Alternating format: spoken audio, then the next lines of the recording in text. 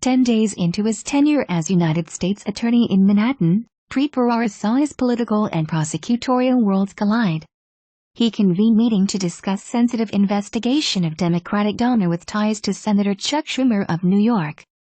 Mr. Bharara had been Mr. Schumer's chief counsel, and Mr. Schumer had recommended Mr. Bharara for the prosecutorial post. At the meeting, Mr. Bharara asked his prosecutors if there was enough evidence to make case against the donor, Hassan Nemezi. One of the prosecutors, Daniel W. Levy, who is now in private practice, would recall years later that he had told Mr. Bharara that there had been wide-reaching bank fraud. Then take him, Mr. Bharara said. That case, one of his very first as the top federal prosecutor in Manhattan, foreshadowed a theme that Mr. Bharara harped on throughout his tenure, pursuing host of public corruption, terrorism, civil rights and Wall Street cases. Politics and prosecution do not mix. Yet now, more than 7 years after taking office, Mr. Bharara, 48, finds himself on what appears to be the losing end of quintessential political decision. Continue reading the main story. Related coverage. White House addresses Trump's unorthodox call to Preet Bharara. March 12, 2017. Preet Bharara's dismissal has Nixon era parallel. March 12, 2017. Preet Bharara says he will stay on as U.S. Attorney under Trump. November 30, 2016. In 5 years, federal prosecutor has taken on terrorism, corruption and Cuomo. August 18, 2014. Preet Bharara, U.S. Attorney, takes victory lap in Albany after winning corruption cases. February 8, 2016. On Saturday, the Trump administration fired him after he refused to follow Justice Department order to resign immediately. The order, which was issued on Friday and also applied to 45 other holdover United States attorneys who served under the Obama administration, came only few months after Donald J. Trump, then the president-elect, had asked Mr. Bharara to stay in the job.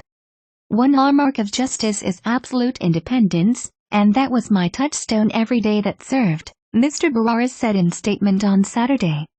It was sudden and highly politicized end to Mr. Bharara's seemingly apolitical tenure, which was noted for prosecutions of powerful politicians of both parties, like Sheldon Silver, the former Democratic State Assembly Speaker, and Dean G. Skelos, the former Republican Majority Leader of the state Senate.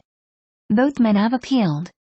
As he leaves office, Mr. Bharara's prosecutors are reaching critical juncture in year-long investigation into the campaign fundraising of Mayor Bill de Blasio of New York and are preparing to try a group of former aides and associates of Governor Andrew M. Cuomo in bribery and bid-rigging case. Mr. Bharara's dismissal will renew speculation about his plans for post-prosecutorial career. Although he has repeatedly denied political ambitions, "I have no interest and desire to seek political office," he told the New York Times in 2014 interview, adding, "Now or ever, his confrontation with Mr. Trump could fuel talk that his political star is rising." Still, Mr. Bharara had his critics, who accused him both of overreach. His office dismissed several high-profile insider trading cases after an appellate court rebuke, and, at times, an unwillingness to be forceful enough. He never filed charges, for example, against two prominent people who were under investigation, Governor Cuomo and the hedge fund billionaire Stephen A. Cohen, who have each long denied wrongdoing. Nor did he charge any top bankers linked to the 2008 financial crisis. And his embrace of the media spotlight sometimes struck the wrong chord with defense lawyers and judges. The judge in Mr. Silver's case, Valerie E. Caproni, found in 2015 that Mr. Bharara's office had orchestrated media blitz after the speaker's arrest. Although she refused defense requests to dismiss charges, the judge added, the U.S. Attorney, while castigating politicians in Albany for playing fast and loose with the ethical rules that govern their conduct, strayed so close to the edge of the rules governing his own conduct that defendant Sheldon Silver has known frivolous argument that he fell over the edge to the defendant's prejudice. Regardless, there is little doubt Mr. Bharara's legacy will largely center on his prosecution of public officials. "We are not trying to criminalize ordinary politics," Mr. Bharara said in speech at New York Law School in 2015.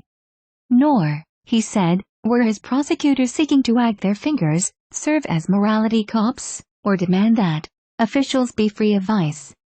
"Just try not to steal our money," he said. "We simply want people in high office to stop violating the law." It seems like simple and modest request. By the time his public corruption unit had won the convictions of Mr. Silver and Mr. Skilos, Mr. Bharara had successfully prosecuted dozen current or former state legislators, as well as 15 local officials, party leaders, political consultants and fundraisers, including 2 current or former New York City Council members.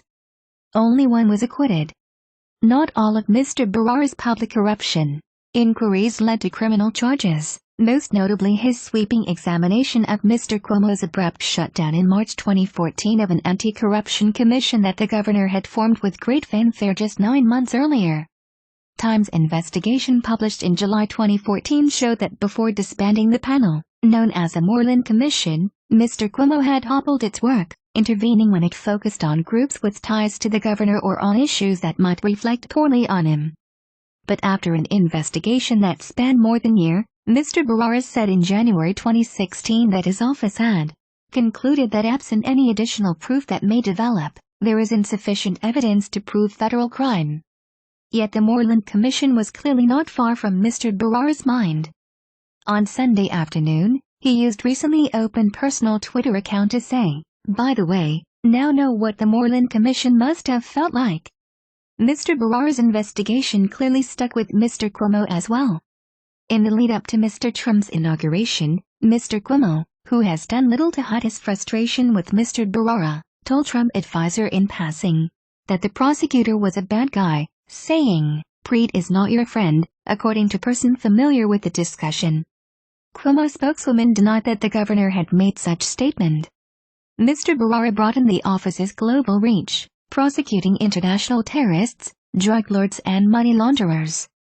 What might have been the biggest case got away in 2010 when the Obama administration dropped plans to bring 5 Guantanamo Bay detainees, including Khalid Sheikh Mohammed, to Manhattan for civilian trial on charges of plotting the September 11 attacks. But Mr. Bharara's prosecutors won major convictions against terrorists like Suleiman Abu Ghaith, son-in-law of Osama bin Laden and one of his spokesmen. Ahmed Khalfan Gilani, the first Guantanamo detainee to be tried in the civilian system. And Faisal Shahzad, Pakistani immigrant who in 2010 tried to detonate car bomb in Times Square. All 3 men received life sentences. In October, the office is scheduled to try Ahmad Khan Rahimi on charges stemming from bombing in September that injured more than 30 people in Manhattan. He has pleaded not guilty. Mr. Bharara was particularly unpopular with 2 foreign leaders whose nations have loomed large in reports about their ties to some of Mr. Trump's close aides, and whose citizens were prosecuted by Mr. Bharara. Mr. Bharara was among 18 United States officials barred from Russia in 2013 in retaliation to American sanctions imposed on Russians accused of rights violations. Mr. Bharara was barred in response to his prosecution of Viktor Bout, Russian arms dealer. And Turkey's President, Recep Tayyip Erdogan, has said there was malicious intent behind Mr. Bharara's prosecution of Reza Zarrab, gold trader who has Turkish and Iranian citizenship, according to Turkish news reports. Mr. Zarrab has pleaded not guilty to violating the United States sanctions on Iran. In 2015, Mr. Bharara said in talk that someone once made the mistake of asking me the question, "What again is your jurisdiction, exactly?" and said, "Are you familiar with Earth?" Mr. Bharara deadpanned. In the white-collar realm, Mr. Bharara may be best remembered for his sweeping crackdown on insider trading in the hedge fund industry. The 2 most notable convictions growing out of long-running investigation that began even before he took office were of Raj Rajaratnam, hedge fund billionaire, and Rajat Gupta, former Goldman Sachs director and McKinsey managing partner who was convicted of passing an inside tip on to Mr. Rajaratnam. Mr. Bharara also secured guilty plea against SAC Capital, the hugely successful hedge fund founded by Mr. Cohen. But Mr. Bharara's office never was able to file criminal charges against Mr. Cohen, who has gone on to run large family office called Point72 Asset Management that manages more than $10 billion of his personal fortune. Mr. Bharara's office secured convictions or guilty pleas against more than 70 hedge fund traders, analysts and consultants in insider trading cases. But he suffered blow when federal appellate court said his office had overreached and threw out the convictions of 2 former traders, Todd Newman and Anthony Chiazin. The appellate ruling led Mr. Bharara to vacate guilty pleas and convictions of at least 7 other people. The Supreme Court later limited portion of the appellate decision, offering some vindication for Mr. Bharara. Gregory Morvillo, M.R.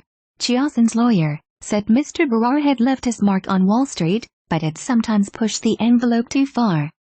His office also secured big fines against banks, as well as record penalty and guilty plea from BNP Paribas. Mr. Bharara has not indicated what he will do next. But in the 2014 Times interview, he said he was not sure that he had a taste for private practice. "My concern," he added, "is I'm not sure of taste for anything but this."